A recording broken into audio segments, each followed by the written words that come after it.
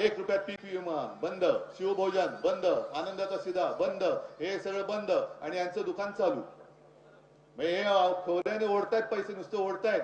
आणि आता यांना निवडणुकांची वेध लागले. उद्धव ठाकरे मतांसाठी फिरतोय, मग तुम्ही कशासाठी फिरताय? सागरगोटे गोळा करायला? हा, आता यांना शेतकऱ्याचं काय नाहीये, पण आता नगर परिषदा, पंचायत, मग जिल्हा परिषद आम्हीच जिंकणार. मग तुम्ही ठरवायचंय. आम्ही आपले तुमच्यासाठी लढतोय. ओमदादा आहे, कैलास आहे, खैरे साहेब आहेत, सगळेच आहेत, अंबादास, प्रवीण स्वामी, सगळेच आहेत, सगळे लढतोय. आम्ही कोणासाठी लढतोय? काय म्हणून लढायचं? का मी आज तुमच्याकडे येऊन उभा राहिलो? काय घरी वेळ जात नाही म्हणून? मला हे बघवत नाही आणि फसवेगिरी मला सहन होत नाही, म्हणून मी आलेलो आहे तुमच्यासाठी. आजपर्यंत जे मी बोललो ते मी केलेलं आहे आणि जे बोलेन ते मी करून दाखवणार आहे. आता अजित पवार, जरा थांबा. तुमच्या आवडीचं आता जरा नीट ऐका. थांबा थांबा थांबा.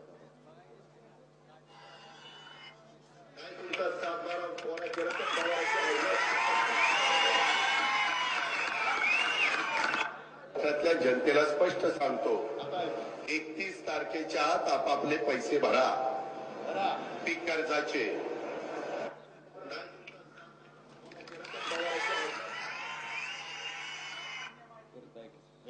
नीट पहिल्यापासून आहे का? नाही तुमचा सातबारा पोरा केला तर आलं काय तू आता काय लावायचं?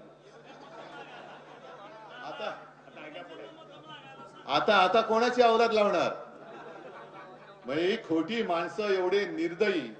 म्हणजे मी नेहमी सांगतो की दगडाला सुद्धा पाजर फुटेल, पण ह्या निर्दयी निष्ठुर राजकारण्यांना पाजर फुटणार नाही. यांना पाजर तुम्हाला आणि आपल्याला मिळून पडावं लागेल.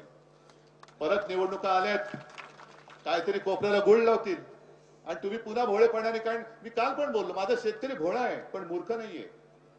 तो प्रामाणिक आहे, तो चोर नाहीये, तो मनाने श्रीमंत आहे, दिलदार आहे. एक वेळ स्वतः मेलो तरी चालेल, पण माझी जनता जगली पाहिजे असा हा माझा जगाचा पोशिंदा आहे, अन्नदाता आहे. आता हे जूनचा यांनी मुहूर्त काढलाय. निवडणुकीच्या वेळेला काय बोलले होते म्हणून मी तुम्हाला ऐकवतो हे, की आमचं सरकार आलं म्हणजे त्यांचं भाजपचं सरकार आलं तर आम्ही शेतकऱ्याचा सातबारा करू, कोरा कोरा कोरा. ठीक आहे, दिलं शेतकऱ्यांनी. मत चोरी करून निवडून आले, पण धरून चालत दिलं तुम्ही सगळ्यांनी मत. पण तेव्हा तुम्ही असं म्हणाला होतात की त्यांनी मत मागितली होती की तुम्ही मत मागताय ना, आम्ही योग्य वेळ येताच तुम्हाला मतदान करू. असं तुम्हाला काही निवडीचं स्वातंत्र्य होतं? 1 तारीख जाहीर झाली आणि त्या तारखेला तुम्हाला मतदान करायला लावलं आणि निवडून आल्यानंतर सांगतायत की आम्ही आता योग्य वेळी कर्जमुक्ती करू. आता मुक्ती कधी करणार? जूनचा वायदा केला. जून म्हणजे आज आहे नोव्हेंबर. जून पर्यंत तुम्ही जगणार कसे? हा, खरीपाचं कर्ज फेडणार कसं? काय हाती लागले तुमच्या? हा, रब्बीचं कर्ज मिळणार कसं? गहाण काय टाकणार तुम्ही? खरडून गेलेली जमीन. जा उद्या मी तर म्हणतो ओमदादा एक काम करायचं, आपल्या या विभागातल्या 1-2 शेतकऱ्यांना असे घ्या की खरडून गेलेली जमीन बँकेकडे जायचं आणि सांगायची खरडून गेलेली जमीन माझी गहाण टाकतोय, मला कर्ज दे. देतोय नाही ना? मग आता डोक्यावरती असलेलं कर्ज 30 जूनला जर का हे कर्ज माफ करणार असतील तर आत्ताच्या कर्जाचे हप्ते फेडायचे की नाही फेडायचे? रब्बीचं कर्ज जर तुम्हाला मिळणार असेल तर त्या कर्जाचे हप्ते फेडायचे की नाही फेडायचे? नाही आपण धरून चला 30 जूनला करतील असं धरा, पण आतापर्यंत जे डोक्यावरती कर्ज आहे, सरासरी किती कर्ज आहे तुमच्या डोक्यावर? 1 लाख, 2 लाख, 3 लाख काही आहे. मग या कर्जाचं काय करायचं? 30 जून पर्यंत समजा नाही आम्ही हप्ते भरत, करताय माफ? कारण करणार आता मग आपण कशाला फेडू? पण कर्ज फेडायचं म्हटलं तरी देखील आता फेडणार कशाच्या आधारावरती? विकायला आहे काय? सोयाबीन घरात आहे काय? हा, कापूस राहिले शिल्लक?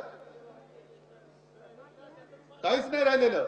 म्हणजे मला थोडंफार जे काय कळतं, अजूनही हमी भाव जाहीर झाला असेल नसेल, पण खरेदी केंद्र ही कधी सुरू होणार? तोपर्यंत व्यापारी बसलेला असतो, तो तुमच्याकडनं स्वस्त दरात घेतो आणि केंद्र उघडल्यानंतर त्या दराने तो विकून टाकतो. मरतो कोण? शेतकरी.